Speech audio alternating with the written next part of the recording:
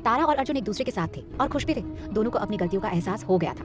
कुंती जी अपने हाथ में कुछ पेपर्स लेकर कमरे में दाखिल हुई। उन्होंने अर्जुन और तारा से कहा, हमें पता था कि आप लोग आज एक दूसरे के साथ होंगे, इसलिए हमने पहले ही आप लोगों के लिए ये सरप्राइज पैकेज बनवा लिया था। ये वही पैकेज है जो आपने कैंसिल किया था अर्जुन। अगले हफ्ते आप लोग घूमने जा रहे हैं और ऐसा इसलिए ताकि आप लोग अकेले में एक दूसरे के साथ समय बिता सके और एक दूसरे को अच्छी तरह से समझ सके। माँ जी की बात सुनकर अर्जुन और तारा मुस्कुराने लगे। वो दोनों अपने किए पर शर्मिंदा थे। तारा ने अपने दोनों कान पकड़ते हुए कहा, माफ कर दीजिए माँ, गलती मेरी थी। अर्जुन ने तारा से कहा, नहीं नहीं, गलती आपकी नहीं थी तारा, गलती हमारी थी। फिर दोनों एक दूसरे से इसी पर बहस करने लगे।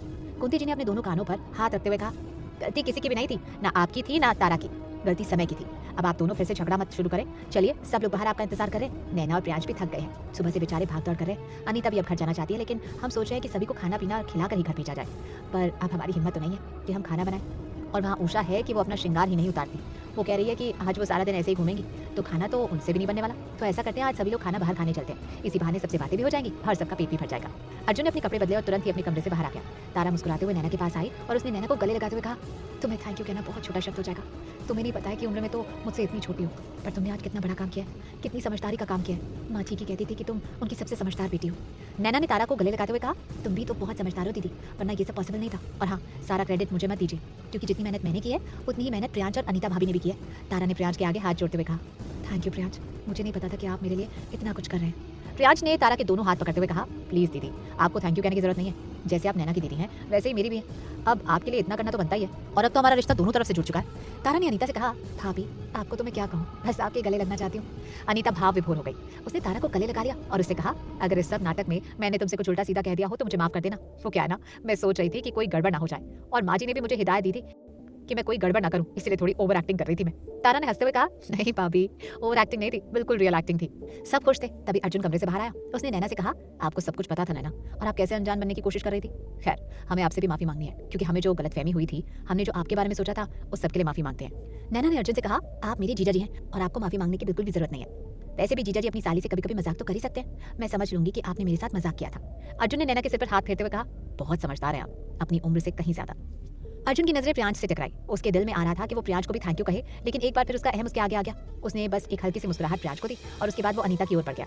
प्रियांश अर्जुन को देख रहा था। शायद वो भी अर्जुन से ये अपेक्षा कर रहा था कि अर्जुन उसके पास भी आएगा, पर ऐसा नहीं हुआ। अर्जुन अनीता के पास पहुंचा और अनीता से थैंक यू कहा। फिर सभी लोग बाहर आ गए।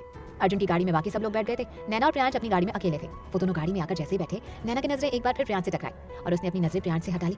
दोनों बिल्कुल चुप बैठे हुए थे, लेकिन अब नैना से और देर चुप्पी बर्दाश्त नहीं हो रही थी। उसने प्रियांश से पूछा, तुम क्या कह रहे थे प्रियांश? तुमने वहाँ कुछ कहा था, मैं तुम्हारा मतलब नहीं समझी।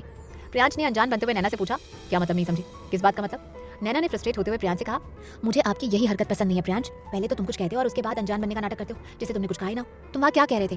प्रियांश ने नैना से कहा, यही तो मैं तुमसे जानना चाहता हूँ कि मैंने वहाँ क्या कहा था। तुम खुद ही क्यों नहीं बोल देती कि मैंने क्या कहा था? शायद मैं भूल गया हूँ, जरूरी तो नहीं कि हर बात याद रखो।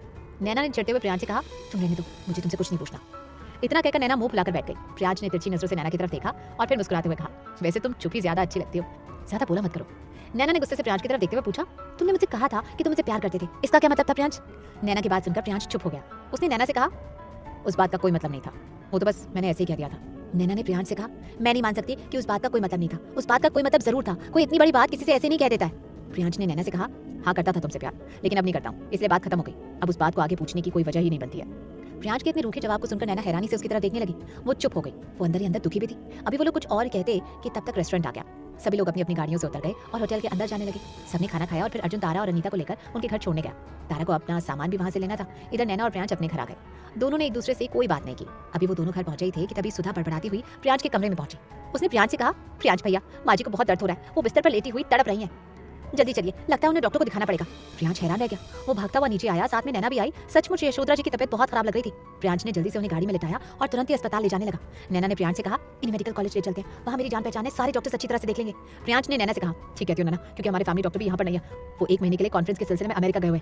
प्रियांश यशोधरा जी को लेकर मेडिकल कॉलेज पहुंचा और जल्दी से उन्हें डॉक्टर के पास ले गए। उनकी हालत इतनी खराब थी कि डॉक्टर को तुरंत ही सारे टेस्ट भी कराने पड़े।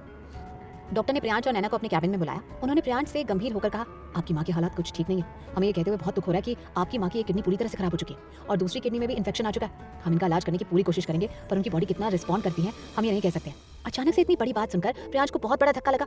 वो बहुत बुरी तरह से रोने लगा। नैना उसे चुप करा रही थी।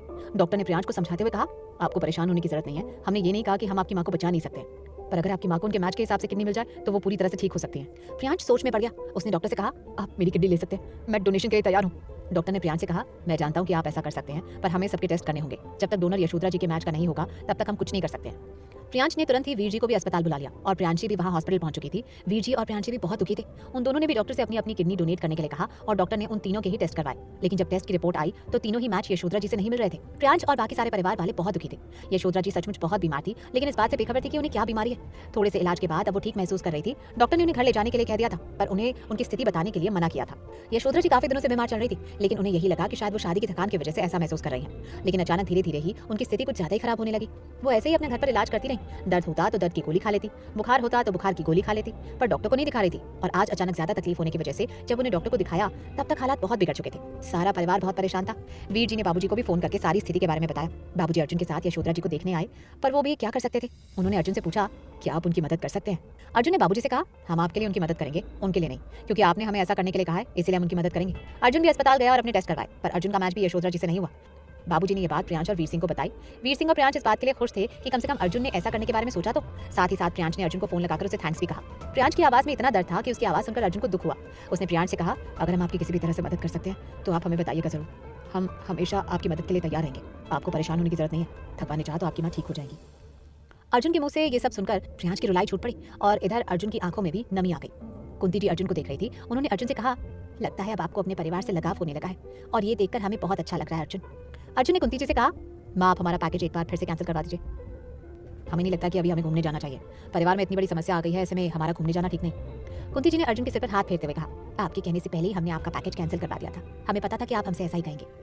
तारा, राधिका जी और अनीता यशोधरा जी को देखने आए और फिर वो सभी लोग नैना के कमरे में बैठ गए। नैना उनसे बात कर रही थी। राधिका जी ने नैना से कहा, यशोधरा जी को परेशानी तो बहुत पहले से रहती थी, लेकिन वो शायद अपनी परेशानी को टालती रहती थी। अब देखो अचानक से इतनी बड़ी समस्या हो गई, कुछ समझ नहीं आ रहा कि क्या होगा।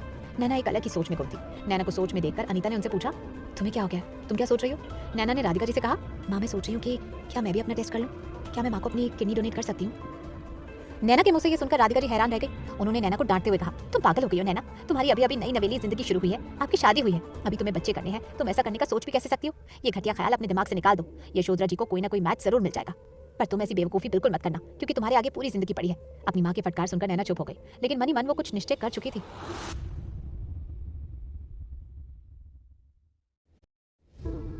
यशोधरा जी का इलाज जारी था और इधर जो डॉक्टर उनका इलाज कर रहे थे वो नैना को अच्छी तरह से जानते थे, क्योंकि नैना अपनी क्लास की टॉपर थी, इसलिए मेडिकल कॉलेज के अधिकतर डॉक्टर उसे अच्छी तरह से पहचानते थे। नैना अक्सर यशोधरा जी के इलाज के बारे में डॉक्टरों से बात करने जाती रहती थी और उनके इलाज के बारे में सारी इन्फॉर्मेशन लेती रहती थी। साथ ही साथ वो अपनी पढ़ाई पर भी पूरा ध्यान दे रही थी। यशोधरा जी अब दवाइयों पर थी। उन्हें इतना तो पता चल चुका था कि जरूर उनके घर वाले उनसे कुछ छुपा रहे हैं, लेकिन वो खामोश थी, जैसे अंदर ही अंदर खुल रही हूँ, जैसे उनके मन में अपने पिछले किए हुए सारे कर्म सामने आ रहे हो और वो अंदर ही अंदर पछता रही हूँ। नैना कॉलेज जाने से पहले उन्हें दवाई देकर जाती थी और उनकी डाइट का भी पूरा ख्याल रख रही थी। उनकी डाइट के हिसाब से वो उन्हें नाश्ता देकर जाती थी और साथ ही सुधा को भी सारे इंस्ट्रक्शंस देकर जाती थी कि लंच में उन्हें क्या देना और क्या नहीं।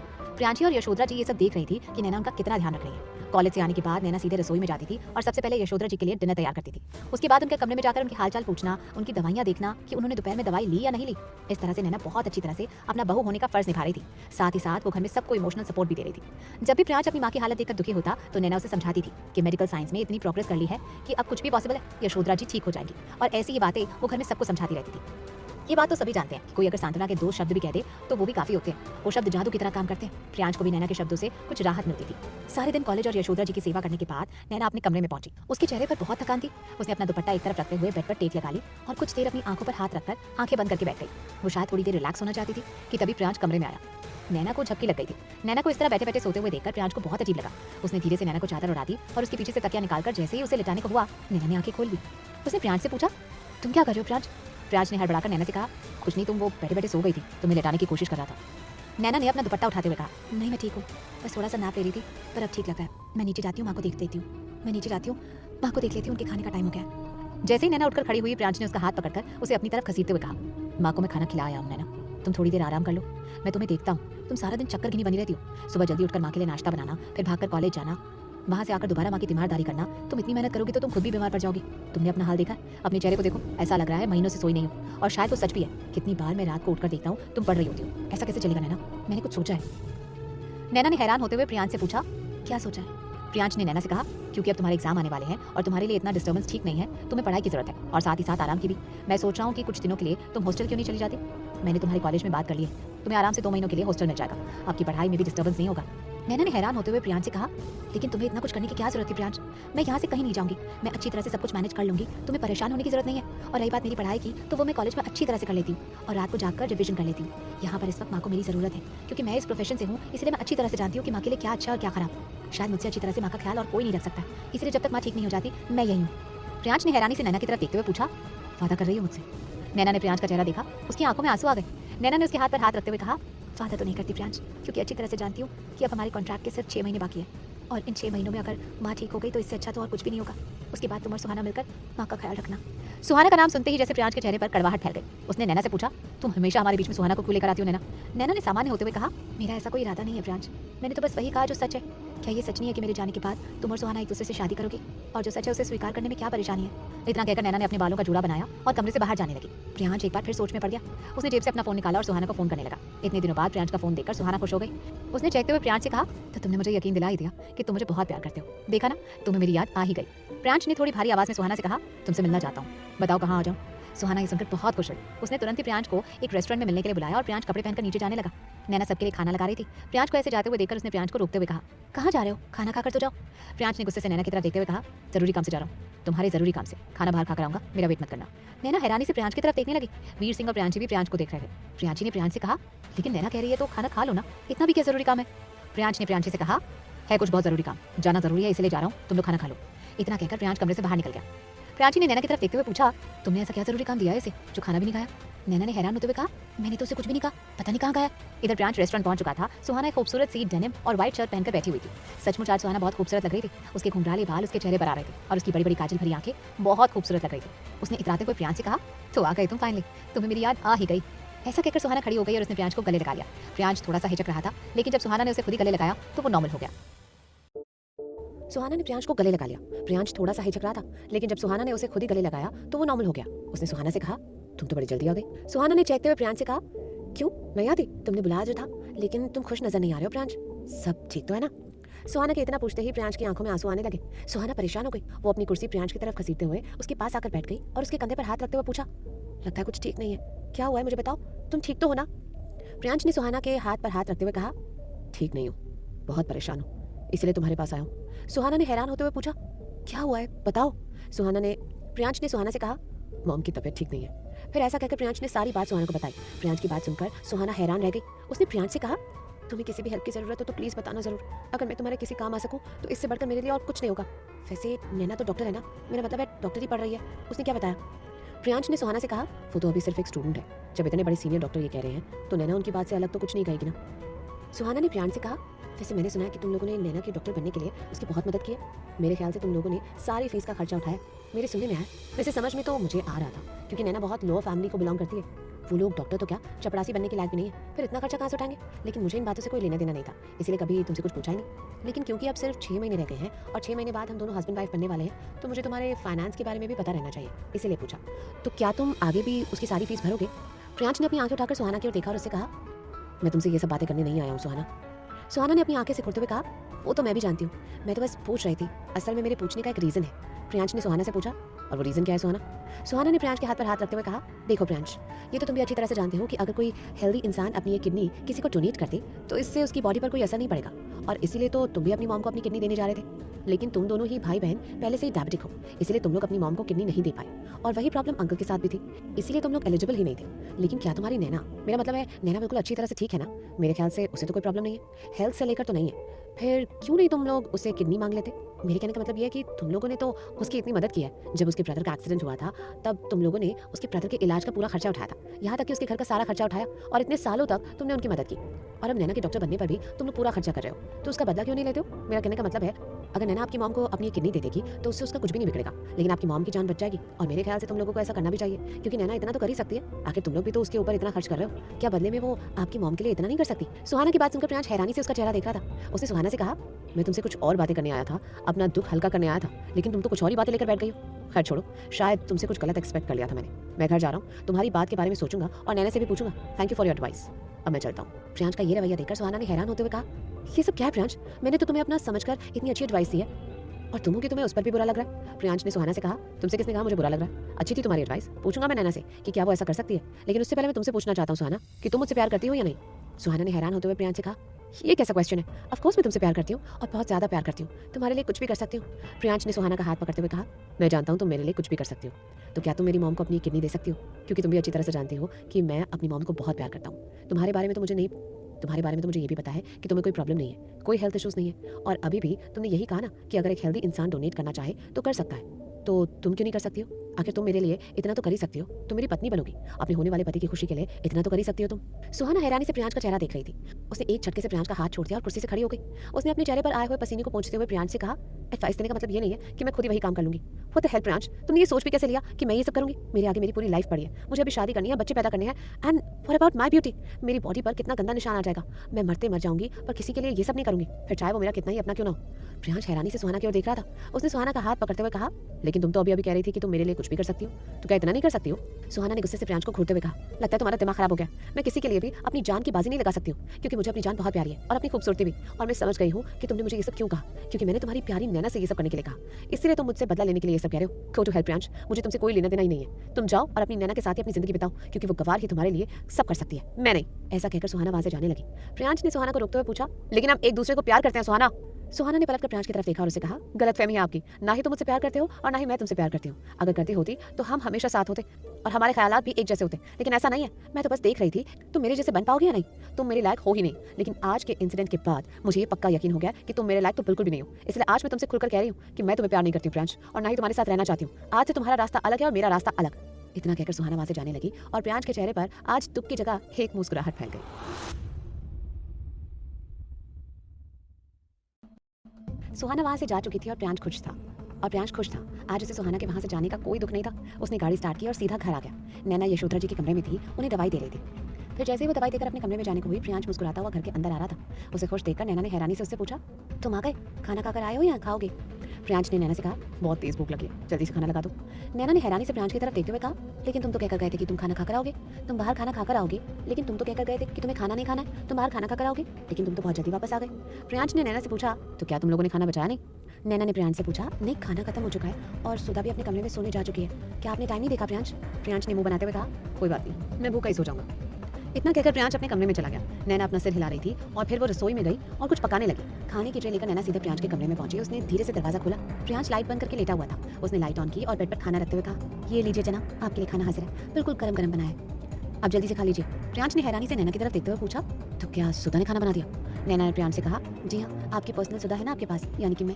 गुस्सा तो तुम ऐसे दिखा रहे थे जैसे मेरी गलती हो। गलती तुम्हारी थी प्रियांश, सर्व किया हुआ खाना तुम छोड़कर चले गए और वो जब खाना खत्म हो गया और तुम मुझ पर गुस्सा कर रहे हो कि हमने खाना क्यों खत्म कर दिया। खैर छोड़ो, ये लो, तुम्हारे लिए गरम गरम पुलाव बनाए हैं और साथ में रायता भी बना दिया। अब इतनी जल्दी में यही बन पाएगा। प्रियांश ने खाने के बर्तन का ढक्कन हटाया और खाने की खुशबू से उसका दिल खुश हो गया। उसने जल्दी से प्लेट में खाना निकाला और खाना खाने लगा।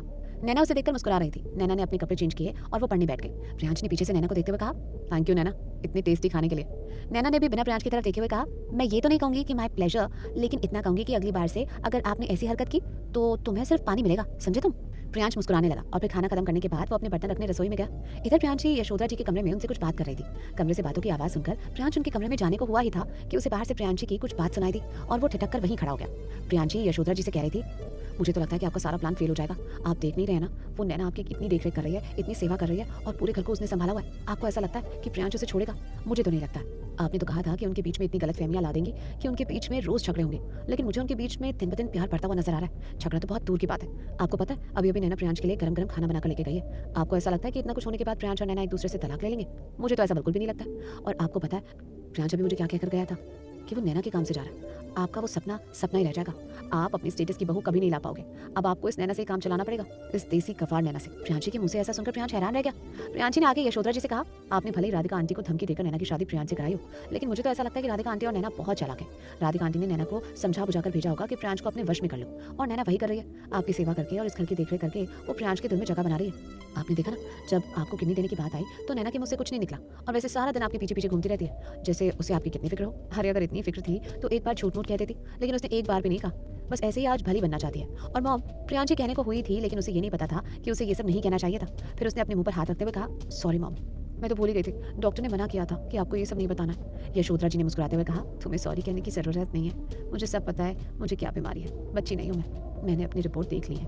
और तुम ये जो सब नैना के बारे में कह रही हो, मैं जानती हूँ कि वो मेरी सेवा कर रही है। सब कुछ मेरी आंखों के सामने है, लेकिन पता नहीं क्यों प्रियांशी, मुझे ऐसा नहीं लगता है कि वो ये सब दिखावा कर रही है। मुझे लगता है कि वो सचमुच दिल से मेरी सेवा कर रही है। प्रियांशी ने यशोधरा जी से कहा, फिर तो उसने आपको भी बेवकूफ़ बना दिया मॉम। खैर मुझे क्या, प्रियांश के लिए अपने स्टेटस की बहू लाना आपका सपना था। मुझे तो इन सबसे वैसे ही कोई फर्क नहीं पड़ता कि इस घर में नैना हो या सुहाना। और आपने तो ये सब इसलिए किया था ना कि आप प्रियांश को सुहाना से दूर करना चाहती थी, क्योंकि आपको ऐसा लगता था कि सुहाना प्रियांश के लायक नहीं है। पर मुझे अब ऐसा लग रहा है कि प्रियांश के लायक सुहाना ही थी। हमने गलती कर दी जो इस नैना को अपने घर की बहू बना लिया। आपको पता भी है, मैंने अपनी किसी भी सहेली को अभी तक ये नहीं बताया कि प्रियांश की शादी नैना से हुई है, वरना सब मेरा कितना मजाक उड़ाएंगे। यशोधरा जी ने प्रियांशी से कहा, ये सब मैंने नहीं किया है। अब मुझे समझ में आने लगा है कि ये सब किसने किया है। प्रियांशी ने हैरान होते हुए पूछा, किसने किया मॉम? आपने ही तो सारी चालें चलकर, सारे षड्यंत्र रचकर नैना की जबरदस्ती शादी प्रियांश से कराई है। आप भी अच्छी तरह से जानती हैं कि ना ही राधिका आंटी और ना ही नैना इस शादी के लिए राजी थी। फिर भी आपने उन दोनों को ब्लैकमेल करके नैना की शादी प्रियांश से करवाई है। और अब आप कह रही हैं कि आपने ये सब नहीं किया, तो फिर किसने किया ये सब? यशोधरा जी ने प्रियांशी से कहा, ये सब ईश्वर ने कराया है। मैं सब समझ चुकी हूँ प्रियांशी।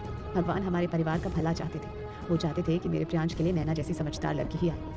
ये सब मेरे ईश्वर का किया हुआ काम है और किसी का नहीं। शायद इसीलिए भगवान ने मेरी बुद्धि ऐसी बना दी, वरना प्रियांश तो सुहाना से शादी करना चाहता था। मैं तो उसे समझा बुझाकर थक चुकी थी। मैं जानती हूँ कि मेरा इरादा गलत था, लेकिन अब मुझे अपने किए हुए फैसले पर बहुत ही खुशी हो रही है कि मैंने नैना की शादी प्रियांश से करवाई।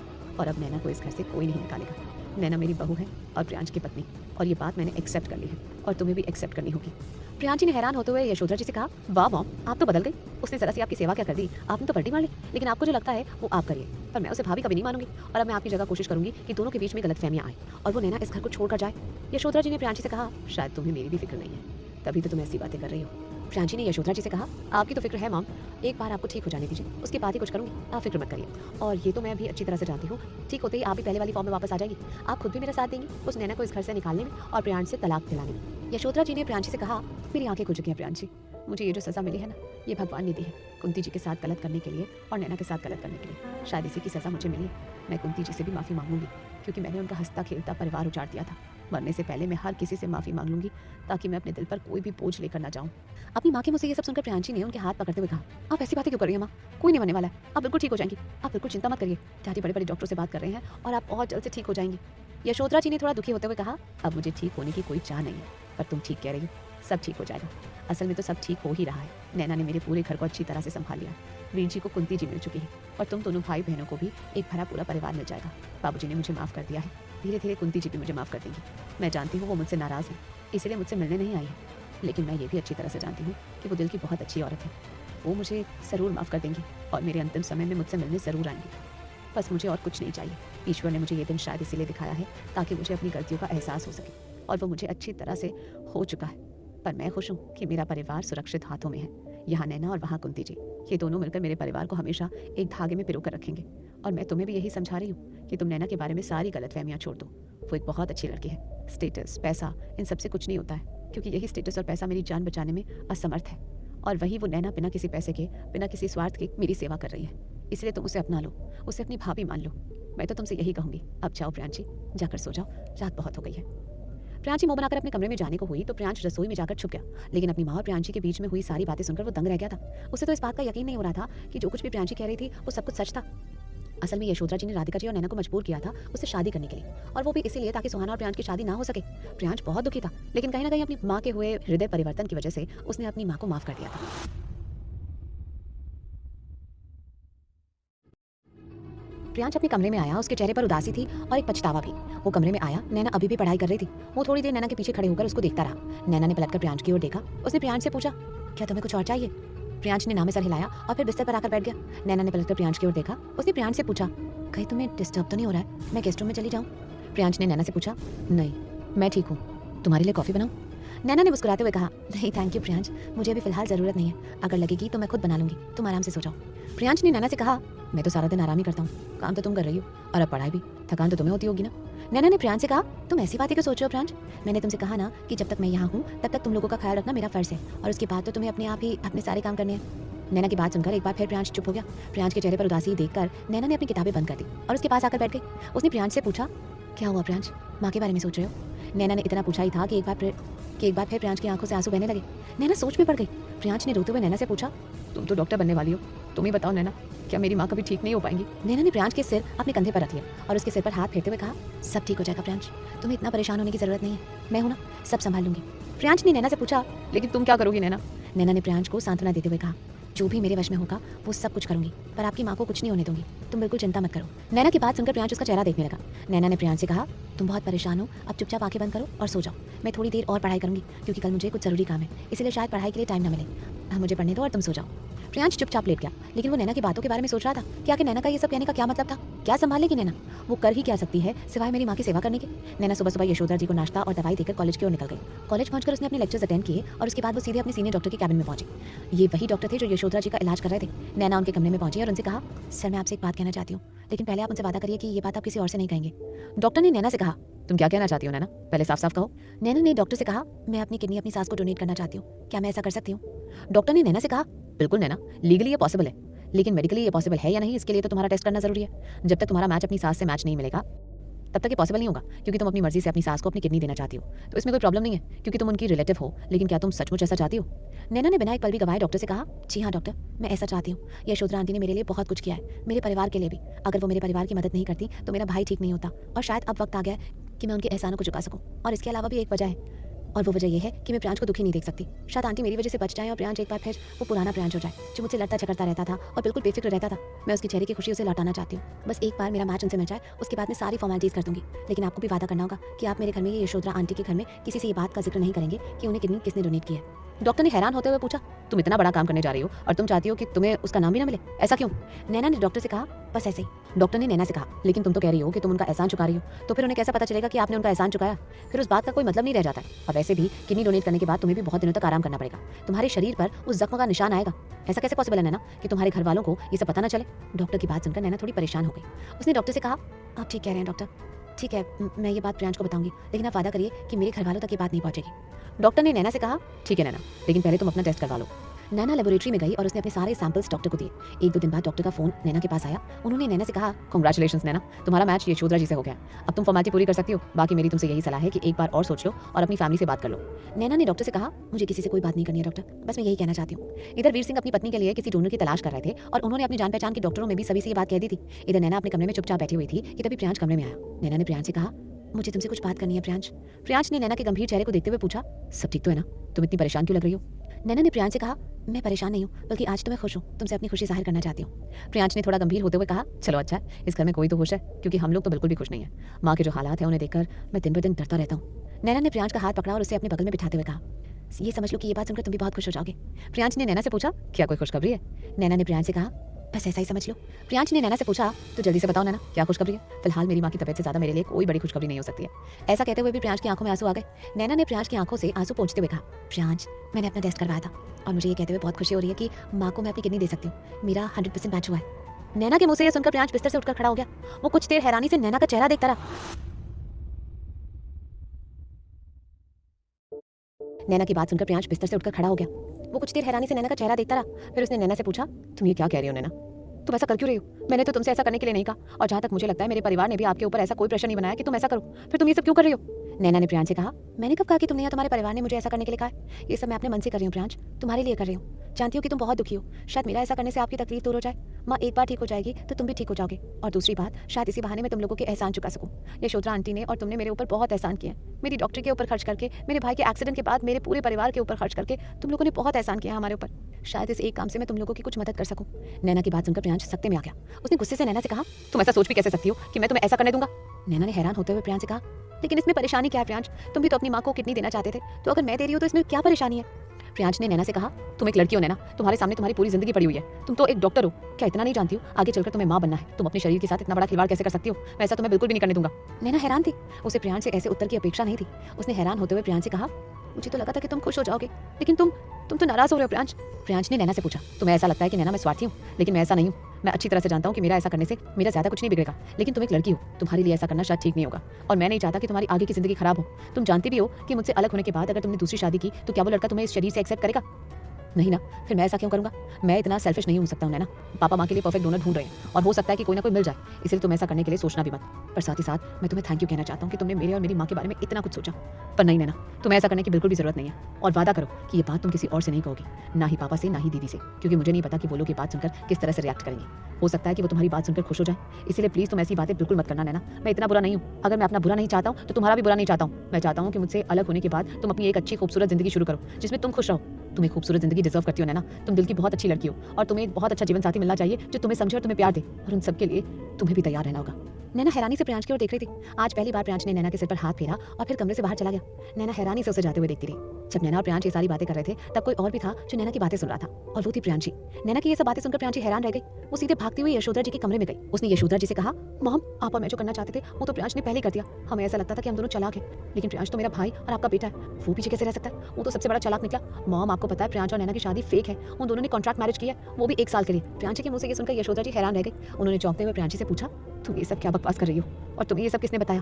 प्रियांशी ने चेकते हुए यशोधरा जी से कहा, अपने कानों से सुनकर आ रही हूँ। वो दोनों बातें कर रहे थे। अरे हाँ, इस बात के चक्कर में जो खुशखबरी थी वो तो सुनाना भूल गई। आपको पता है माँ, वो बेवकूफ नैना वो आपको अपनी किडनी देने के लिए तैयार है। हाँ माँ, वो ये सब इसलिए कर रही है ताकि वो आपका एहसान चुका सके। खैर चलो, कम से कम उसके अंदर इतनी गैरत तो है कि वो हमारे एहसान चुका रही है। इस बात के लिए तो मैं उसे थैंक यू तो जरूर बोलूंगी। लेकिन प्रियांश को पता नहीं क्या हो गया, वो तो अपनी किडनी देने के लिए तैयार है, लेकिन प्रियांश है कि उल्टी बातें कर रहा है। उसने उसे डांट कर मना कर दिया कि उसे किडनी देने की कोई जरूरत नहीं है। मैं तो प्रियांश को बुलाने गई थी, लेकिन जैसे ही मेरे कानों में उन दोनों की बातें पड़ी, मैं वहीं खड़ी होकर उनकी बातें सुनने लगी। प्रियांश नैना से कह रहा था कि उसे ये सब करने की कोई जरूरत नहीं है, क्योंकि जल्द बाद उनकी मैरिज का कॉन्ट्रैक्ट खत्म हो रहा है और उसके बाद नैना को किसी न किसी लड़के से शादी करनी ही पड़ेगी। और अगर नैना ने आपको किडनी दे दी तो जरूरी नहीं कि वो लड़का इन हालातों में नैना से शादी करे। बस इसलिए प्रियांश नैना को किडनी देने से मना कर रहा था। पर मुझे लगता है कि मुझे डैडी को ये सारी बातें बतानी होंगी। डैडी ही प्रियांश को डांटेंगे और नैना को किडनी देने के लिए तैयार करेंगे। पर माँ, ये बात सुनकर तो मैं बहुत खुश हो गई कि नैना और प्रियांश की कॉन्ट्रैक्ट मैरिज है और जल्दी उन दोनों का कॉन्ट्रैक्ट खत्म होने वाला है। एक साथ दो खुशखबरियां मिली है मुझे और मैं सबसे पहले आपको सुनाने आई हूँ। यशोधरा जी ने कराते हुए प्रियांशी से कहा, प्रियांश ने जो कुछ भी नैना से कहा है ठीक ही कहा है। नैना को ये सब करने की जरूरत नहीं है। मैंने अपना जीवन जी लिया है, नैना का जीवन अभी शुरू भी नहीं हुआ है। उसे ऐसा नहीं करना चाहिए। और रही बात उन दोनों की कॉन्ट्रैक्ट मैरिज की, तो ये बात तो अभी सिर्फ उन दोनों के बीच में ही है, बाकी किसी को पता नहीं है। तो तुम भी इस बात को एक कान से सुनकर दूसरे कान से निकाल दो। सोचो कि तुमने कुछ सुना ही नहीं है, क्योंकि अगर ऐसा है भी तो भी मैं जानती हूँ कि अब ये कॉन्ट्रैक्ट मैरिज नहीं रहेगी। मैंने प्रियांश की आंखों में नैना के लिए प्यार देखा है और नैना भी प्रियांश को चाहती है। कोई भी लड़की किसी लड़के के लिए इतना बड़ा त्याग क्यों करेगी जब तक वो उसे चाहती ना हो? और तुम ही तो कह रही हो कि नैना प्रियांश से कह रही थी कि वो ये सब इसलिए कर रही है ताकि वो प्रियांश के चेहरे पर हंसी देख सके। इसका मतलब यही है कि नैना प्रियांश को चाहती है और प्रियांश भी नैना को चाहता है। इस बात का मुझे पूरा यकीन है। अब तुम ये बात अपने तक ही रखना, किसी और से कहने की जरूरत नहीं है। और रही बात डोनेशन की, तो मैं खुद ही नैना को मना कर दूंगी, क्योंकि मैं उसकी जिंदगी बर्बाद नहीं करना चाहती हूँ। पहले ही मैंने बहुत पाप किए हैं, अब और नहीं। नैना की अभी नई नवेली जिंदगी शुरू हुई है और वो मेरे प्रियांश के बच्चों की माँ बनेगी। मैं ये देखना चाहती हूँ और इससे ज्यादा बढ़कर मेरे लिए खुशी की बात नहीं होगी। यशोधरा जी की बात सुनकर प्रियांशी ने अपना माथा पीटते हुए कहा, मॉम आपको आखिर हो क्या गया है? जरा सी बीमारी क्या आई, आप तो पूरी तरह से बदल गई। कैसी बातें कर रही हैं आप? आपके पास चांस है ठीक होने का और आप कह रही हैं कि आपको ठीक नहीं होना है। यशोधरा जी ने प्रियांशी को समझाते हुए कहा, बेटा मुझे ठीक होना है, लेकिन इस तरह से नहीं, किसी दूसरे की जिंदगी तबाह करके नहीं। अगर पैसों के बलबूते पर मैं अपनी जिंदगी ठीक कर सकती हूँ तो किसी दूसरे तरीके से करूंगी, पर किसी और की जिंदगी छीन कर नहीं करूंगी। प्रियांशी ने अपना सिर पीट लिया और वो कमरे से बाहर चली गई। डिनर का टाइम था। सब लोग डाइनिंग टेबल पर बैठे हुए थे और प्रियांश बार बार नैना का हाथ दबाकर उसे चुप रहने के लिए कह रहा था। उसे नैना पर शक था कि कहीं नैना वो बात सभी से न कह दे। कभी वीर सिंह का फोन बजने लगा, उन्होंने सबसे चुप रहने के लिए कहा और फोन उठाकर टहल टहल कर बातें करने लगे। थोड़ी देर बाद वो डाइनिंग टेबल पर जाकर दोबारा बैठ गए। उन्होंने मुस्कुराते हुए कहा, भगवान का बहुत बहुत शुक्र है, आपकी माँ के लिए हमें एक परफेक्ट डोनर मिल गया। डॉक्टर शर्मा का फोन था, उन्होंने बताया कि उनके यहाँ आज ही एक ब्रेन डेड केस आया है। उसके सारे ऑर्गन सही हैं और उस डोनर के पेरेंट्स उसके ऑर्गन्स डोनेट करना चाहते हैं। डॉक्टरों ने आपकी माँ का मैच उनसे मैच किया और परफेक्टली मैच हो गया। डॉक्टरों ने कल ही हमें हॉस्पिटल बुलाया। अपने पिता की बात सुनकर प्रियांश और बाकी सब इतने खुश हुए कि सबकी खुशी का ठिकाना ही नहीं था। अगले ही दिन यशोधरा जी को अस्पताल ले जाया गया और फिर सारी फॉर्मेलिटीज पूरी हो जाने के बाद कुछ ही दिनों में उनका ऑपरेशन सक्सेसफुल हो गया। वो अस्पताल से डिस्चार्ज होकर घर आ गई थी और नैना बहुत अच्छी तरीके से उनकी देखभाल कर रही थी। वो एक नर्स की तरह उनकी सेवा कर रही थी।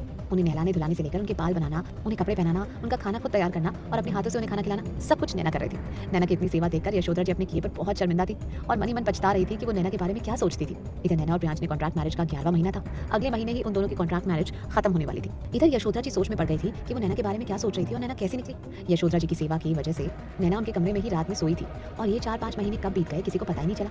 लेकिन इस बीच प्रियांश नैना के और करीब आता जा रहा था। नैना जितनी उससे दूर हो रही थी, प्रियांश उसे उतना ही अपने करीब आ रहा था। नैना जब रात में अपने कपड़े चेंज करने के लिए कमरे में आती थी और अपना तकिया लेकर यशोधरा जी के कमरे में जाती थी तो प्रियांश का चेहरा उतर जाता था। एक दो बार प्रियांश ने नैना से भी कहा, आज यहीं सो जाओ, पापा माँ के साथ सो जाएंगे। नैना अपनी सुनी आंखों से प्रियांश की तरफ देखती और उससे कहती, अच्छा ही होगा कि हम लोग दूर रहें। वैसे भी अब हमें अलग होने में ज्यादा दिन नहीं रह गए। मेरे यहाँ रहने से वैसे भी तुम्हें क्या फर्क पड़ेगा प्रियांश, क्योंकि तुमने मुझे कभी चाहा ही नहीं। नैना इतना कहकर यशोधरा जी के कमरे में चली गई और प्रियांश एक बार फिर सोच में पड़ गया। जब से यशोधरा जी की बीमारी के बारे में सुहाना को पता चला था, सुहाना वैसे ही डर के मारे प्रियांश से दूर रहने लगी थी कि कहीं प्रियांश उससे कुछ मांग ना ले। और सुहाना की दूरी प्रियांश को अब अच्छी लग रही थी। उसने एक बार भी सुहाना से मिलने की कोशिश नहीं की और ना ही सुहाना ने ऐसी कोई पेशकश की। आज यशोधरा जी को हल्का सा बुखार हो गया था। नैना ने उनके बाल बनाते समय उनके सिर पर हाथ रखा। उन्हें बुखार में देखकर नैना ने तुरंत थर्मामीटर निकाला और उनके मुंह में लगा दिया। हल्का सा बुखार था। नैना परेशान हो गई। उसने यशोधरा जी से कहा, पता नहीं आपको बुखार क्यों आ गया, लगता है मुझे डॉक्टर को दिखाना पड़ेगा। नैना हड़बड़ी में अपना फोन ढूंढने लगी। यशोधरा जी ने उसका हाथ पकड़कर उसे रोकते हुए कहा, बस करो नैना, तुम्हें इतना परेशान होने की जरूरत नहीं है। क्यों इतना परेशान हो रही हो? मैं ठीक हूँ, मौसम बदला है, बस इसीलिए हल्की सी हरारत हो गई है। तुम इतना घबराओ मत, थोड़ा अपने बारे में भी सोच लो। इतने दिनों से तुम मेरे कमरे में सो रही हो, तुम दोनों की अपनी भी पर्सनल लाइफ है, उस पर ध्यान दो। मैं अब ठीक हूँ, पूरी तरह से ठीक महसूस करती हूँ। तुम्हें अब मेरी फिक्र करने की जरूरत नहीं है, तुम्हारे आगे पूरी जिंदगी पड़ी है। आज से तुम मेरे कमरे में नहीं सोगी, तुम अपने कमरे में सोना। जब यशोधरा जी नैना से ये सब बातें कर रही थी तो प्रियांशी हैरान थी। नैना के कमरे से जाने के बाद उसने यशोधरा जी से पूछा, आज आपको क्या हो गया था माँ? आप नैना से प्रियांश के करीब जाने की बात कर रही थी, लेकिन आप तो ऐसा बिल्कुल भी नहीं चाहती थी। आपने तो कहा था कि 1 साल के अंदर अंदर इन दोनों का तलाक करवा देंगी, फिर क्या हुआ? यशोधरा जी ने कुछ सोचते हुए कहा, गलत थी मैं जो ऐसा सोच रही थी। मेरे दिमाग में हमेशा एक ही बात चलती थी कि मैं अपने बेटे के लिए अपने स्टेटस के हिसाब से बहू चुनकर लाऊंगी। लेकिन जब जान पर बनी तो पता चला कि स्टेटस से कुछ नहीं होता है। मेरे पास भी तो इतना पैसा था, लेकिन क्या मैं इतना पैसा देकर भी अपनी जान बचा सकती थी? नहीं ना। लेकिन इस मासूम सी लड़की ने, जिससे मेरा कोई रिश्ता नहीं था और जिसके पास कोई पैसा भी नहीं था, वो मेरी जान बचा सकती थी। नैना से मेरा खून का रिश्ता नहीं था, लेकिन उसने फिर भी मेरी मदद करने के लिए अपना हाथ आगे बढ़ाया। ये क्या कम है? नहीं प्रियांशी, नैना से ज्यादा अच्छी लड़की हमारे परिवार के लिए कोई और हो ही नहीं सकती। मेरे प्रियांश के लिए नैना परफेक्ट है। मेरे प्रियांश को नैना जैसी लड़की ही संभाल सकती है। और मेरे इस घर को भी। मैंने बहुत बड़ी गलती की थी जो मैं नैना के बारे में गलत सोच रही थी, पर अब भगवान ने मेरी आंखें खोल दी है। मैं अब नैना को यहाँ से कहीं नहीं जाने दूंगी। यशोधरा जी की बात सुनकर प्रियांशी हैरानी से उनका चेहरा देख रही थी। प्रियांशी ने गुस्से से यशोधरा जी से कहा, आप अपनी बात से मुकर सकती हैं माँ, आपको इस पर तैयार ही होगी, लेकिन मेरा ऐसा मानना नहीं है। मुझे ऐसा लगता है कि वो लड़की हमारे परिवार और प्रियांश दोनों के लिए ही ठीक नहीं है। हमें जल्द से जल्द उसे अपने घर से निकालना होगा और मुझे पता है कि प्रियांश के लिए कौन सी लड़की अच्छी है। अब चाहे कुछ भी हो जाए, मैं अपनी पसंद से उस लड़की से शादी करवाऊंगी। और वैसे भी ये कॉन्ट्रैक्ट मैरिज वाली बात मैंने जानबूझकर सबसे छुपाई हुई थी, क्योंकि जब वो बेवकूफ मुफ्त में आपकी सेवा कर रही थी तो मुझे उससे क्या परेशानी। लेकिन अब आप बिल्कुल ठीक है और उसके यहाँ से जाने का वक्त आ गया। यशोधरा जी ने गुस्से से प्रियांशी से कहा, तुम ऐसा कुछ भी नहीं करोगी, ऐसा करने का सोचना भी मत प्रियांशी। लेकिन यशोधरा जी आगे कुछ और कहती। प्रियांशी उनके कमरे से बाहर चली गई। डिनर का टाइम था, सभी लोग डिनर करने के लिए बैठे हुए थे। आज यशोधरा जी भी सभी के साथ खाना खाने आई थी। नैना ने यशोधरा जी को देखकर मुस्कुराते हुए उनसे कहा, हाँ जब अच्छी लग रही है माँ, बिल्कुल पहले की तरह। देखिए ना कितना अच्छा लग रहा है, पूरा परिवार एक साथ डिनर करेगा, बिल्कुल पहले की तरह लग रहा है ना। इससे पहले कि यशोधरा जी कुछ कहती, प्रियांशी ने नैना से कहा, हाँ सही कह रही हो तुम, मेरा पूरा परिवार आज साथ में है। जो लोग यहाँ बैठे हुए हैं वही तो मेरा पूरा परिवार है। प्रियांशी की बात सुनकर प्रियांश ने उसे देखते हुए पूछा, ये क्या कह रही हो आप प्रियांशी? नैना भी तो हमारी फैमिली है, तुम उसे अलग क्यों कर रही हो? नैना ने खाना लगाया और सबको सर्व करने लगी। प्रियांशी ने रोटी का निवाला तोड़ते हुए कहा, अब तुम इतने मासूम मत बनो प्रियांश, वैसे भी तुम दोनों का ड्रामा तो खत्म हो ही चुका है। कुछ ही दिनों में तुम दोनों अपने अपने रास्ते चल दोगे, फिर हमें बेवकूफ बनाने की जरूरत नहीं है ना। प्रियांश ने हैरानी से प्रियांशी की तरफ देखते हुए पूछा, क्या मतलब है तुम्हारा? प्रियांशी ने खाना चबाते हुए कहा, मतलब चलो ठीक है, अब तुम इतना मासूम बनने की कोशिश कर रहे हो तो मैं सबको बता देती हूँ। वैसे भी अगले हफ्ते तो तुम ये बात सबको बताने वाले थे, तो बेकार में नैना को 1 हफ्ते की सजा और क्यों मिले? 1 हफ्ते पहले ही उसकी छुट्टी कर देते हैं। नैना ने हैरानी से प्रियांश की ओर देखा। उन दोनों को तो कुछ समझ ही नहीं आ रहा था, लेकिन यशोधरा जी को सब समझ आ रहा था। उन्होंने गुस्से से प्रियांशी की तरफ देखते हुए डांटा, प्रियांशी तुम्हें ज्यादा बकवास करने की जरूरत नहीं है, चुपचाप अपना खाना खाओ और अपने कमरे में जाओ। प्रियांशी ने अपनी चम्मच प्लेट में रखते हुए कहा, मॉम अब आप ठीक है, आपको टेंशन लेने की जरूरत नहीं है, मैं हूं ना। नैना चली भी जाएगी तो भी मैं आपकी सेवा कर लूंगी और हम एक नर्स हायर कर लेंगे जो सारा दिन आपके साथ रहेगी। प्रियांशी की बात सुनकर वीर सिंह ने गुस्से से प्रियांशी से कहा, ये सब क्या बातें कर रही हो? नैना हमारे घर की बहू है, वो क्यों यहाँ से जाएगी? प्रियांशी ने जोर से हंसते हुए कहा, डैडी आपको तो कुछ पता ही नहीं है। प्रियांश तुम अपने मुंह से बताओगे या मैं बताऊं? चलो छोड़ो, तुम्हें तकलीफ नहीं देती। डैडी ये दोनों कॉन्ट्रैक्ट मैरिज में है, इन दोनों ने ही कॉन्ट्रैक्ट मैरिज की थी और अब अगले हफ्ते इनकी कॉन्ट्रैक्ट मैरिज का टाइम खत्म होने वाला है। नैना ने प्रियांश से 1 साल की कॉन्ट्रैक्ट मैरिज की थी और अब वो टाइम पूरा हो जाएगा, तो जाहिर सी बात है जब उसके कॉन्ट्रैक्ट का टाइम खत्म हो जाएगा तो उसे अपने घर तो जाना ही पड़ेगा। क्यों है ना नैना? प्रियांशी की बात सुनकर नैना की आंखों में आंसू आ गए। उसने अपने हाथ में पकड़ा हुआ कटोरा डाइनिंग टेबल पर ही रख दिया और रसोई की ओर जाने लगी। प्रियांशी ने उसे टोकते हुए कहा, अब इतना नाटक करने की क्या जरूरत है नैना? वैसे भी अगले हफ्ते तो तुम्हें सबको बताना ही पड़ेगा, तो मैं बता रही हूँ। तुम्हें तो मुझे थैंक यू बोलना चाहिए कि तुम्हारा काम आसान हो गया। वैसे तुम लोगों ने काफी अच्छा ड्रामा किया, हमारे लिए तो ठीक ही था। नैना के आने से कम इतना फायदा हुआ कि माँ की सेवा अच्छी तरह से हो गई। प्रियांशी की बात सुनकर वीर सिंह सत्ते में आ गए। उन्होंने कुर्सी से खड़े होते हुए पूछा, ये सब क्या कह रही है प्रियांशी? प्रियांश तुम कुछ कहोगे या नहीं?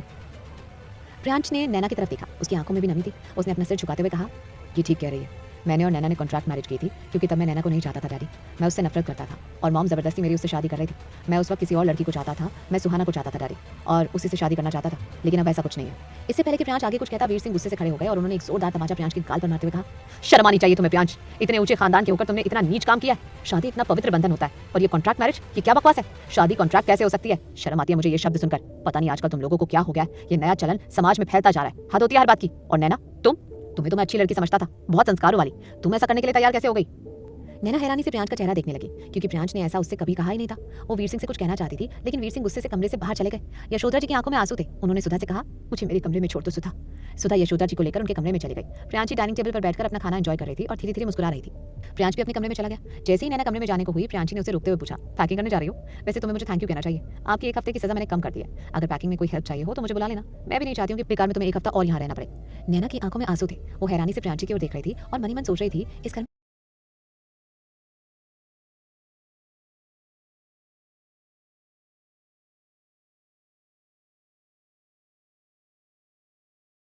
किसी को मुझसे परेशानी नहीं है, फिर तुम्हें क्या हुआ है प्रियांशी? मैंने तुम्हारा क्या बिगाड़ा था जो तुमने मेरी बात का इस तरह से सबके सामने तमाशा बना दिया? नैना अपने कमरे में गई, प्रियांश बिस्तर पर लेटा हुआ था। नैना ने प्रियांश से कहा, तुमने ऐसा क्यों कहा? तुमने पापा से ऐसा क्यों कहा कि तुमने मुझे फोर्स किया था? मैंने अपनी मर्जी से तुमसे कॉन्ट्रैक्ट मैरिज की थी प्रियांश, तुम्हें झूठ कहने की जरूरत नहीं थी। बेकार में अंकल का सारा गुस्सा तुम्हारे ऊपर उतर गया। प्रियांश ने अपने चेहरे से तकिया हटाते हुए नैना की ओर देखा। उसकी आंखें सूजी हुई थी और आंखों में आंसू थे। उसने नैना से पूछा, क्या तुम्हें अभी भी कुछ समझ नहीं आ रहा है नैना?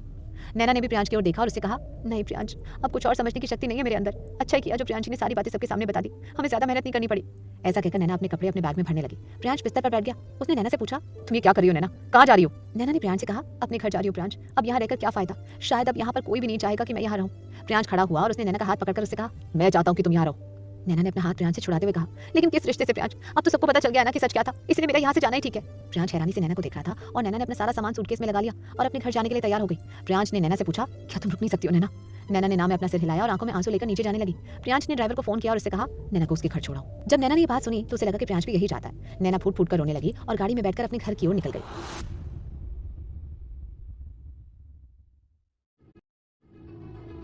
नैना अपने घर वापस आ गई। ऐसे अचानक रात में नैना को देखकर अनीता हैरान रह गई। उसने नैना से पूछा, इतनी रात को ऐसे अचानक क्या हुआ? सब ठीक तो है ना? नैना ने अनीता की तरफ देखा, उसकी आंखों में आंसू थे। उसने अनीता से कहा, अंदर चलिए भाभी, आपको सब कुछ बताती हूँ। नैना अंदर आई। अभी सब लोग खाना खाकर बातें कर ही रहे थे, पर ऐसे अचानक नैना को देखकर राधिका जी भी हैरान रह गई। उन्होंने नैना से पूछा, अरे बेटा, इतनी रात को और वो भी सूटकेस के साथ, क्या हुआ? प्रियांश से लड़कर आई है? नैना ने राधिका जी से कहा, नहीं माँ, वो घर हमेशा हमेशा के लिए छोड़कर आई हूँ। नैना के मुंह से ये सुनकर राधिका जी हैरान रह गई। उन्होंने नैना से कहा, तेरा दिमाग खराब हो गया क्या नैना? ये क्या कह रही है? फिर नैना ने रोते हुए सारी बात राधिका जी को बता दी। राधिका जी ने गुस्से से नैना को एक जोर का तमाचा मारा। अनीता भाग कर आई और उन्होंने राधिका जी का हाथ पकड़ते हुए कहा, माँ क्या कर रही है? उसे ऐसे मार क्यों रही है? मैंने आपसे पहले ही कहा था कि ये शादी इस तरह से अचानक मेरी भी समझ से बाहर थी, लेकिन आप उस वक्त किसी की बात सुनने को तैयार ही नहीं थी। गलती आपकी है माँ, इसमें गलती इसकी नहीं है। इसने तो सिर्फ अपने परिवार को बचाने के लिए ये सब किया था। वो तो शुरू से ही सिर्फ त्याग करती जा रही है। हम लोगों को उसके त्याग कहाँ समझ आ रहे हैं? हम तो बस अपना भला देख रहे थे। आपको याद नहीं, वो बेचारी तो यशोधरा जी का एहसान चुकाने के लिए अपनी किडनी तक देने को तैयार थी। वो अभी भी हमारे बारे में सोच रही थी, लेकिन अब जब उसे हमारी जरूरत है तो आप उसे मार रही हैं। नहीं माँ, आप ऐसा मत करिए। लड़की के सिर्फ दो ही घर होते हैं, ससुराल या मायका, और अगर उसे ससुराल में जगह नहीं मिलती है तो मायका आना ही पड़ता है। अब नैना हमारे साथ रहेगी, आराम से अपनी पढ़ाई खत्म करेगी और उसके बाद जब उसका किसी से शादी करने का मन होगा तो करेगी, वरना मेरे लिए नैना भार नहीं है। वो जब तक चाहे इस घर में रह सकती है, क्योंकि ये घर उसका भी है। अनिल अनीता की बात से सहमत था। उसने नैना के सिर पर हाथ फेरते हुए कहा, तुम एक साल से इतनी तकलीफ में थी नैना, कम से कम अपने भाई को तो बताती। नैना अनिल के गले लगकर फूट फूट कर रोने लगी। राधिका जी गुस्से से तंतुवाई हुई थी। उन्होंने गुस्से से अनीता से कहा, मैं अभी यशोधरा जी को फोन लगाती हूँ। मेरे परिवार के साथ इतना बड़ा धोखा किया उन्होंने, उन्हें शर्म नहीं आई? नैना ने रोते हुए कहा, माँ, उन्होंने कुछ नहीं किया। उन्हें नहीं पता था कि प्रियांश कॉन्ट्रैक्ट मैरिज कर रहे हैं। आप उन्हें बीच में मत घसीटिए और ना ही प्रियांश को कुछ कहने की जरूरत है, क्योंकि ये सब आपकी और यशोधरा आंटी की वजह से ही तो हुआ है। आप दोनों ने हम दोनों को मजबूर किया था और हम दोनों के पास और कोई चारा नहीं था सिवाय इस कॉन्ट्रैक्ट मैरिज के, इसलिए हमने ये गलत काम किया। राधिका जी गुस्से से अपने कमरे में चली गई और उन्होंने गुस्से से अपना दरवाजा बंद कर लिया। नैना ने अनीता की ओर देखा। अनीता ने नैना के सिर पर हाथ फेरते हुए कहा, तुम परेशान मत हो, चलो तुम अपने भाई के पास बैठो, मैं तुम्हारे लिए गरम गरम चाय बना कर लाती हूँ। अच्छा ये बताओ, तुमने खाना खाया या नहीं? नैना ने अनीता से कहा, भूख नहीं है भाभी, आप बस चाय पिला दीजिए। अनीता नैना के लिए चाय बनाने आ गई। इधर प्रियांश नैना के जाते ही बिस्तर पर लेट गया और फूट फूट कर रोने लगा। उसे तो कुछ समझ ही नहीं आ रहा था कि आखिर अचानक से ये क्या हो गया। यशोधरा जी प्रियांश के कमरे में आई। उन्होंने प्रियांश से पूछा, नैना कहाँ है? मैं तुम दोनों से बात करने आई हूँ। प्रियांश ने यशोधरा जी से कहा, माँ वो अपने घर चली गई। यशोधरा जी ने प्रियांश के सिर पर हाथ फेरते हुए पूछा, प्यार करते हो उससे? प्रियांश ने यशोधरा जी की ओर देखा और उनके गले लगकर फूट फूट कर रोने लगा। यशोधरा जी ने उसे गले लगाते हुए कहा, मेरा प्यारा बेटा, मुझे पता था कि तुम उसे चाहने लगे हो और तुम्हारी कॉन्ट्रैक्ट मैरिज वाली बात भी मुझे पता चल चुकी थी, लेकिन मुझे ऐसा लगा था कि तुम लोग एक दूसरे को चाहने लगे हो तो ये बात वैसे ही खत्म हो जाएगी, तुम दोनों एक साथ ही रहोगे। लेकिन शायद प्रियांश ने सब कुछ बिगाड़ दिया। लेकिन बेटा, आपकी माँ होने के नाते बस तुम्हें एक ही बात कहूंगी कि अगर तुम्हें उससे प्यार है तो उसे मनाकर वापस ले आओ। भले ही तुम दोनों ने कॉन्ट्रैक्ट मैरिज की हो, लेकिन हमने तो सारी रस्में की थी, शादी तो पूरे रीति रिवाज के साथ हुई थी, फिर इस तरह से वो रूठ कैसे सकती है? तुम लोगों की शादी में पूरी पवित्रता थी। तुमने नैना की मांग में सिंदूर भरा था, वो सिंदूर तो छूट नहीं हो सकता है ना। जाओ प्रियांश, उसे मनाकर वापस ले आओ, क्योंकि उसके बगैर तुम नहीं रह सकोगे। मैं अच्छी तरह से जानती हूँ कि तुम सुहाना से नहीं, नैना से प्यार करते हो। प्रियांश हैरानी से यशोधरा जी की बातें सुन रहा था। उसने उन्हें गले लगाते हुए पूछा, लेकिन माँ वो मेरे मनाने से वापस आएगी क्या? यशोधरा जी ने प्रियांश से कहा, क्यों नहीं आएगी? एक लड़की जिससे प्यार करती है उसके लिए सब कुछ करती है, लेकिन जब वो नाराज होती है तो सबसे ज्यादा नाराज उसी से होती है जिससे वो प्यार करती है, और मानती भी उसी से। अब तुम जाओ और उसे मनाकर वापस ले आओ। प्रियांश ने यशोधरा जी से पूछा, क्या मैं उसे फोन करूं? यशोधरा जी ने मुस्कुराते हुए कहा, तुम समय लो और उससे भी समय दो। तुम दोनों देखो कि एक दूसरे के बगैर तुमने क्या खो दिया और क्या पाया है, और जब तुम्हें इन सब चीज़ों का एहसास हो जाए तब फैसला लेना। मेरे कहने से कुछ मत करना, क्योंकि फिलहाल मैं शायद अपने तरीके से सोच रही हूँ। इतना कहकर यशोधरा जी कमरे में वापस चली गई। प्रियांश चुपचाप लेट गया। उसने नैना का नंबर फिर से डायल किया, लेकिन नैना का नंबर बिजी जा रहा था। उसने फोन काट दिया।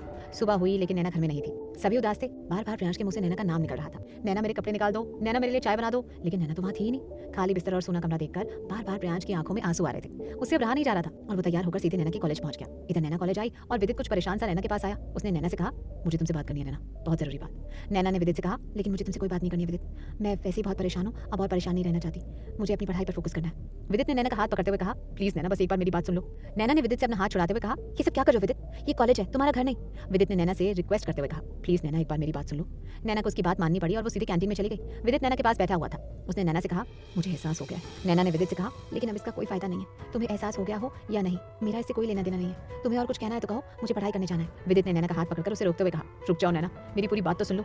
नैना मैं स्वार्थी हो गया था और रिद्धि ने भी मेरा दिमाग खराब कर दिया था। मैं अपनी बहन की वजह से स्वार्थी हुआ था, लेकिन जब रिद्धि मेरी जिंदगी में आई तो मुझे पता चला कि मैंने कितनी बड़ी गलती कर दी है। नैना मैं उसे तलाक देना चाहता हूँ और तुम्हारे साथ जिंदगी बिताना चाहता हूँ। मुझे पता है कि तुमने भी उस प्रियांश को छोड़ दिया है। नैना मैं भी रिद्धि को बहुत जल्दी तलाक दे दूंगा, क्या तुम मेरे साथ जिंदगी बिताने के लिए तैयार हो नैना? मैं तुम्हें कभी नहीं भूल पाया, एक पल के लिए भी नहीं। उस वक्त मैं तुमसे नाराज था इसलिए तुम्हें उल्टा सीधा कहा, लेकिन सच कहूँ तो तुम ही प्यार हो मेरा और तुम्हारे बगैर जीना बहुत मुश्किल है। नैना ने हैरान होते हुए विदित की ओर देखा। उसने उससे पूछा, शर्म नहीं आती तुम्हें विदित? एक तरफ तुमने रिद्धि से शादी की है और दूसरी तरफ तुम ये दावा कर रहे हो कि तुम मुझसे प्यार करते हो। तुमने मुझे समझ क्या रखा है विदित? बहुत हो गई बातें, मैं यहाँ से जा रही हूँ। ऐसा कहकर जैसे नैना खड़ी हुई कि विदित ने एक बार फिर उसका हाथ पकड़ लिया और जमीन पर घुटनों के बल बैठ गया। वो उससे कहने लगा, नैना प्लीज मेरा कहना मान लो, आई लव यू, मैं तुम्हें बहुत प्यार करता हूँ। जब विदित ये सब कह रहा था, प्रियांश दूर खड़े होकर ये सब देख रहा था। प्रियांश के हाथ में फूलों का गुलदस्ता था। वो नैना को मनाने आया था, लेकिन ये सब देखकर प्रियांश को झटका लगा और वो बुके वहीं टूटकर गिर गया। प्रियांश आंखों से आंसू लेकर वहां से वापस चला गया। विदित घुटनों पर बैठा हुआ था और नैना से अपने प्यार का इजहार कर रहा था। नैना ने गुस्से से अपना हाथ झटककर विदित को एक चांटा मारते हुए कहा, शर्म करो, अपनी पत्नी के होते हुए तुम किसी दूसरी लड़की को प्रपोज कर रहे हो। किसी एक के होकर तो रहते, किसी एक के लिए ईमानदारी तो दिखाते। अगर तुम्हें रिद्धि से प्यार नहीं था तो उससे शादी क्यों की? क्यों उसकी जिंदगी बर्बाद कर रहे हो? लेकिन इसका मतलब ये नहीं कि तुम उसे तलाक दोगे तो मैं तुमसे शादी करूंगी, क्योंकि मेरी जिंदगी से शादी नाम का चैप्टर हमेशा हमेशा के लिए क्लोज हो चुका है। मैं तुमसे क्या किसी से भी कभी शादी नहीं करूंगी, समझे तुम? अब जा यहाँ से, बहुत तमाशा बना लिया तुमने मेरा और अपना। ऐसा कहकर नैना वहां से बाहर जाने लगी। नैना का पैर प्रियांश के लाए हुए बुके पर पड़ा। उसने गुस्से से उस बुके पर भी लात मारते हुए कहा, इन फूलों से भी नफरत है मुझे। ऐसा कहकर वो गुस्से से बड़बड़ाते हुए अपनी क्लास में चली गई। उधर प्रियांश अपनी गाड़ी में आकर बैठ गया। उसने गुस्से से अपनी गाड़ी का शीशा बंद किया और मन ही मन कहा, तुम मेरे साथ ड्रामा कर रही थी नैना, तुम वही नैना हो जिसने पहले भी मेरे साथ धोखा किया और फिर से वही कर रही हो। मैं कितना गलत था नैना, तुम जैसी लड़की पर भरोसा किया। ऐसा कहकर प्रियांश वापस अपने घर जाने लगा। धीरे धीरे समय बीत रहा था। यशोधरा जी ने एक दो बार प्रियांश से बात की, लेकिन प्रियांश ने अपनी बात टाल दी और देखते ही देखते एक महीना और बीत गया। नैना बहुत कमजोर लगने लगी थी, क्योंकि दिन रात उसे प्रियांश की याद सताती रहती थी। रात में जब वो कमरे में पड़ती थी तब प्रियांश की तस्वीर निकालकर उसे घंटों देखती रहती थी और फूट फूट कर रोती थी। ऐसा ही कुछ हाल प्रियांश का था। प्रियांश ने भी अपना हाल बुरा कर लिया था। उसका किसी काम में मन नहीं लगता था और धीरे धीरे उसने घर आना भी कम कर दिया था। वो अपने कमरे में जाने से कतराता था, क्योंकि कमरे में जाने से उसे नैना की याद आती थी। यशोधरा जी से ये सब देखा नहीं जा रहा था और उन्होंने फैसला किया आज वो नैना से बात करने उसके घर जाएंगी। सुबह सुबह वो ड्राइवर को लेकर नैना के घर पहुंच गई। अचानक यशोधरा जी को घर पर देखकर अनीता हैरान रह गई। उसने यशोधरा जी को अंदर बुलाया। राधिका जी काम पर निकल चुकी थी, अनीता भी काम पर जाने वाली थी, लेकिन तब तक यशोधरा जी आ गई। नैना भी कॉलेज जा चुकी थी। अनीता ने यशोधरा जी से पूछा, आप नैना से मिलने आई थी क्या? यशोधरा जी ने अनीता से कहा, उसी से मिलने आई थी और उससे बात भी करने आई थी। तुम्हें तो सब पता ही होगा अनीता, तुम लोग तो हम लोगों से नाराज भी हो गए। अनीता ने यशोधरा जी से कहा, नहीं आंटी, अब आप लोगों से नाराज क्या होना, शायद ये सब होना ही था इसीलिए हुआ, अब किसी और से शिकायत करके क्या फायदा। यशोधरा जी ने अनीता से कहा, मैं तुमसे कुछ कहने आई हूँ अनीता।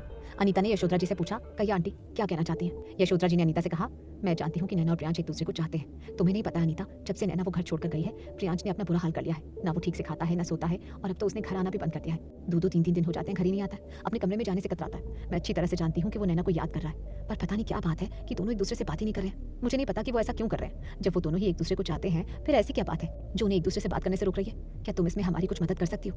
मैं चाहती हूँ नैना घर वापस आ जाए, वो दोनों एक साथ अपनी जिंदगी बिताएं। यशोधरा जी के मुंह से ये सब सुनकर अनीता हैरान रह गई। उसने यशोधरा जी से पूछा, इसका मतलब आप नैना को अपनी बहू के रूप में स्वीकार कर चुकी हैं? यशोधरा जी ने अनीता के हाथ पकड़ते हुए कहा, बहुत पहले, उसके अलावा तो मैं किसी और के बारे में सोच भी नहीं सकती हूँ, और प्रियांश भी उसे चाहता है, पर पता नहीं ये दोनों किस बात से एक दूसरे से नाराज हैं।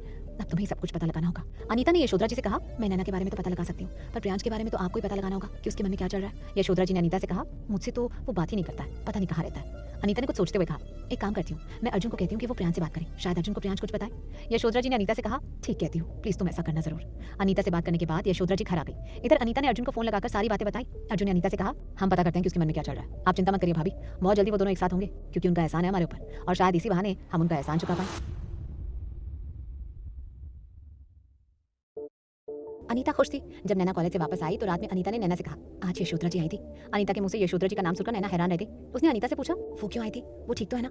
अनीता ने नैना से कहा, वो तुम्हें वापस ले जाने के लिए आई थी, कह रही थी कि उन्होंने तुम्हें अपनी बहू मान लिया है। अगर ऐसी बात है नैना, तुम्हारे मन में क्या चल रहा है? तुम प्रियांश को फोन करके क्यों नहीं कहती हो? क्योंकि यशोधरा जी के हिसाब से तो प्रियांश भी तुम्हें बहुत मिस करता है। नैना ने मायूस होते हुए कहा, उनके कहने से क्या होता है भाभी, अगर प्रियांश मुझे याद करता है तो यहाँ मेरे आने के बाद एक बार भी मुझे फोन क्यों नहीं किया? क्या वो मुझे मनाने नहीं आ सकता था? क्या वो मुझे लेने नहीं आ सकता था? एक बार तो कहता कि मुझे चाहता है, लेकिन उसने नहीं कहा। मैं कैसे मानूं कि उनकी बात सच है? कहीं पहले की तरह वो फिर से मुझे जबरदस्ती प्रियांश के साथ तो नहीं जोड़ना चाहती हैं। अनीता ने अपने सिर पर हाथ मारते हुए कहा, बस यही बात तो है, आज तुम भी तारा की तरह बात कर रही हो, बिना एक दूसरे के दिल की बात जाने तुम दोनों एक दूसरे के बारे में कुछ भी सोच लेते हो। वही हाल प्रियांश का भी है। पता नहीं तुम आजकल की जनरेशन इतनी जिद्दी क्यों हो। क्या हुआ अगर प्रियांश ने तुम्हें फोन नहीं किया? तुम लोग एक दूसरे को फोन क्यों नहीं कर लेते हो? नैना ने चिढ़ते हुए अनीता से कहा, ठीक है भाभी, अभी आपके सामने उसे फोन कर रही हूँ, आप भी देख लीजिए। ऐसा कहकर नैना ने प्रियांश का नंबर लगा दिया। इधर प्रियांश अपने दोस्तों के साथ बैठा हुआ था। नैना का फोन लगातार बज रहा था। नैना का फोन देखकर एक बार फिर प्रियांश गुस्से से भर गया। उसने गुस्से से नैना का फोन काट दिया और ये देखकर नैना हैरान रह गई, साथ ही साथ अनीता भी। अनीता ने कुछ सोचते हुए कहा, पता नहीं ये सब क्या हो रहा है, खैर तुम जाकर आराम करो, हम सुबह बात करेंगे। इधर अर्जुन अगले ही दिन प्रियांश से मिलने के लिए उसके ऑफिस में गया। प्रियांश किसी मीटिंग में बिजी था और मीटिंग से निकलने के बाद वो जैसे ही बाहर आया, अर्जुन को देखकर उसने मुस्कुराते हुए पूछा, तुम यहाँ कैसे अर्जुन, क्या ऑफिस के काम के सिलसिले में आए हो? अर्जुन ने प्रियांश से कहा, नहीं, वो तुम्हें इन्विटेशन देने आए थे। आज दादू और माँ ने तुम्हें घर पर खाने पर बुलाया है। तारा भी कह रही थी कि काफी दिनों से तुम और नैना हमारे यहाँ नहीं आए हो, तुम नैना को भी साथ लेकर आना। प्रियांश ने अपनी आंखें झुकाते हुए कहा, लगता है पापा ने आप लोगों को कुछ बताया नहीं। अर्जुन ने नादान बनते हुए कहा, क्या नहीं बताया, कुछ बात है क्या? एक काम करते हैं, हमें बड़ी जोर से भूख लगी है, पहले कैंटीन में चलते हैं, वहाँ कुछ खाते हैं, फिर बात करते हैं। प्रियांश अर्जुन को लेकर कैंटीन में गया। उन दोनों ने एक एक कॉफी ऑर्डर की और फिर प्रियांश ने अर्जुन को अपनी कॉन्ट्रैक्ट मैरिज वाली सारी बात बता दी और साथ ही साथ ये भी कहा, नैना विदित को चाहती है। प्रियांश के मुझसे ये सुनकर अर्जुन ने हैरान होते हुए कहा, हम नहीं मान सकते, हमें तो कभी ऐसा नहीं लगा कि नैना आपके अलावा किसी और को चाह सकती है। हमने उसकी आंखों में आपके लिए प्यार देखा है प्रियांश, हम ये झूठ नहीं कह रहे हैं और ऐसा एक बार नहीं कई बार हुआ है। पता नहीं कहीं ऐसा तो नहीं कि आपको कोई गलतफहमी हुई है, आपको नैना से बात कर लेनी चाहिए। प्रियांश ने अर्जुन से कहा, ऐसा कुछ भी नहीं है, मुझे कोई गलतफहमी नहीं हुई है, मैंने अपनी आंखों से देखा विदित नैना को प्रपोज कर रहा था और वो भी हमारे अलग होने के अगले ही दिन। ये कोइंसिडेंस तो नहीं हो सकता ना अर्जुन?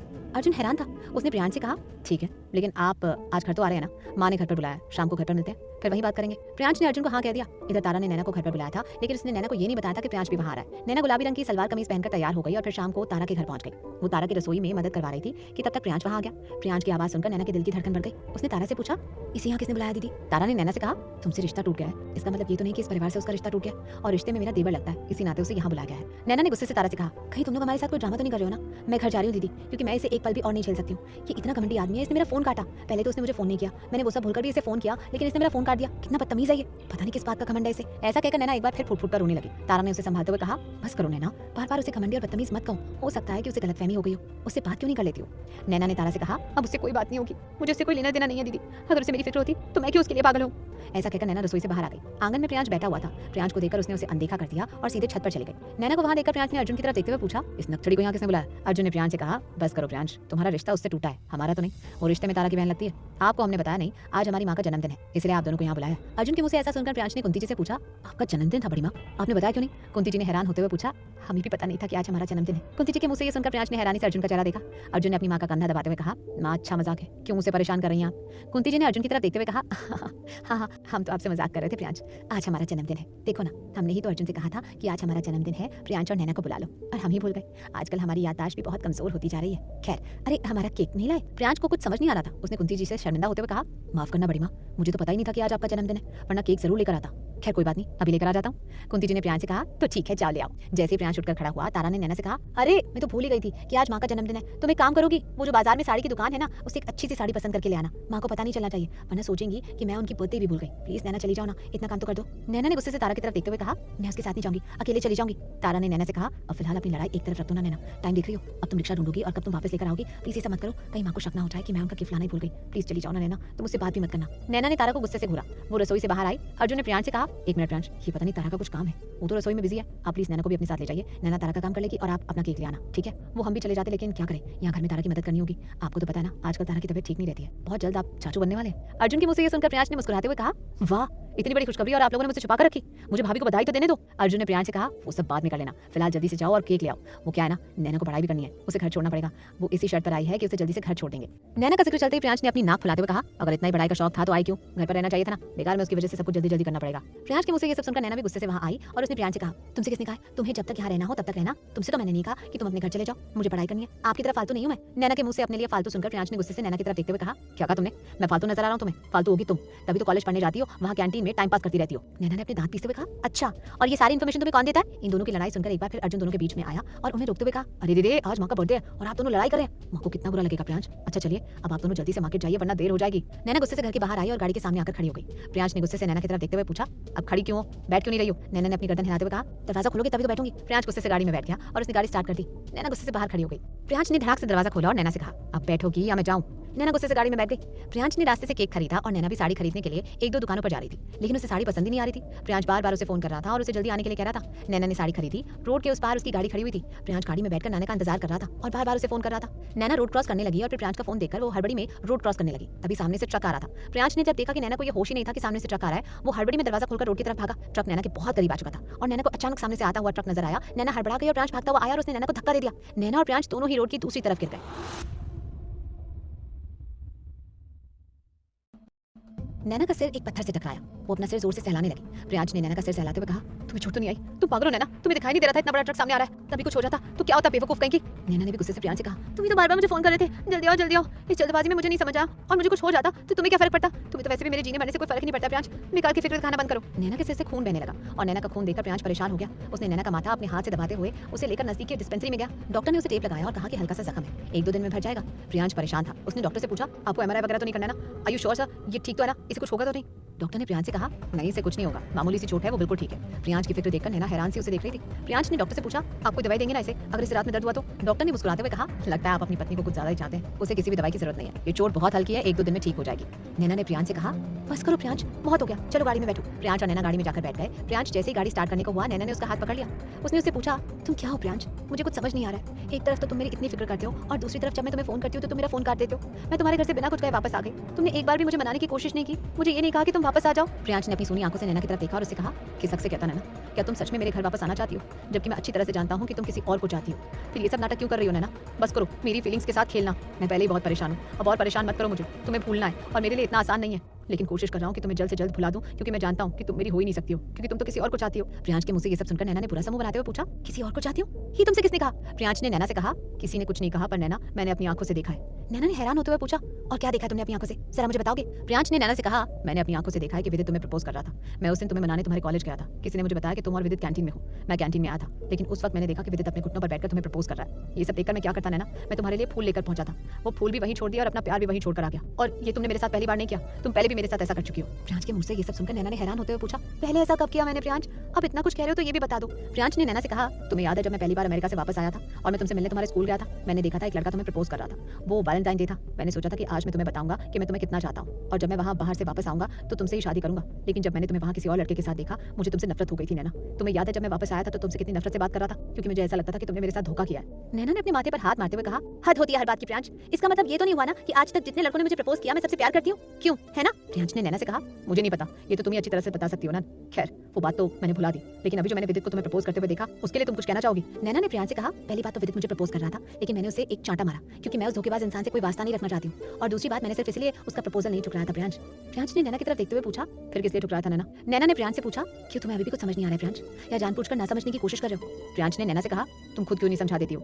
नैना की आंखों में आंसू आ गए। वो प्रियांश के बहुत करीब आई और उसके माथे को चूमते हुए कहा, क्योंकि तुम्हें चाहती हूँ प्रियांश, तुमसे शादी की है मैंने और उस शादी को उम्र भर निभाना चाहती हूँ। जब तक जिंदा रहूंगी तब तक तुम्हारे अलावा मेरी जिंदगी में और कोई नहीं आ सकता। तुमने पहले भी एक गलतफहमी के चलते मेरे साथ बुरा व्यवहार किया और अभी भी तुम वही कर रहे हो। मैंने न तब किसी और को चाहा था, ना आज किसी और को चाहती हूँ। बचपन से लेकर आज तक सिर्फ मैंने तुम्हें ही प्यार किया प्रियांश, और कोई दूसरा मेरी जिंदगी में कभी आया ही नहीं। लेकिन तुमने हर बार एक गलतफहमी के चलते मुझे गलत ठहरा दिया। ऐसा कहकर नैना रोने लगी। नैना के मुंह से ये सब सुनकर प्रियांश हैरान रह गया। उसने जोर से नैना को अपने गले लगाते हुए कहा, सॉरी सॉरी नैना, मुझे तो पता ही नहीं था कि तुमने उस दिन विदित के साथ ये सब किया। मैं तो बस यही सब देखकर गुस्से से वहां से चला आया। वैसे तो तुमने बहुत सही किया, उसे यही मिलना चाहिए था। नैना ने रोते हुए प्रियांश से पूछा, तो वो सब फूल तुम्हारे थे, तुम मेरे लिए लेकर आए थे? प्रियांश ने नैना से कहा, हाँ नैना, वो सारे फूल तुम्हारे लिए लेकर आया था। मैं तुम्हें मनाने आया था, घर वापस ले जाने आया था। नैना ने प्रियांश से रोते हुए कहा, लेकिन मैंने तो उन फूलों को लात मार दी थी। प्रियांश ने नैना से पूछा, ऐसा क्यों किया तुमने नैना? नैना ने झटके से प्रियांश को छोड़ते हुए कहा, मुझे थोड़ी पता था कि वो फूल तुम्हारे लाए हुए हैं। अब ये भी हद है प्रियांश, अभी भी तुम मुझसे लड़ाई करोगे? प्रियांश ने जोर से हंसते हुए एक बार फिर नैना को गले लगा लिया और उससे पूछा, आप कहाँ चले, अपने घर या बड़ी माँ के घर? नैना ने प्रियांश से कहा, मुझे ऐसा क्यों लग रहा है कि ये सब प्री प्लान था, आज बड़ी माँ का बर्थडे नहीं है?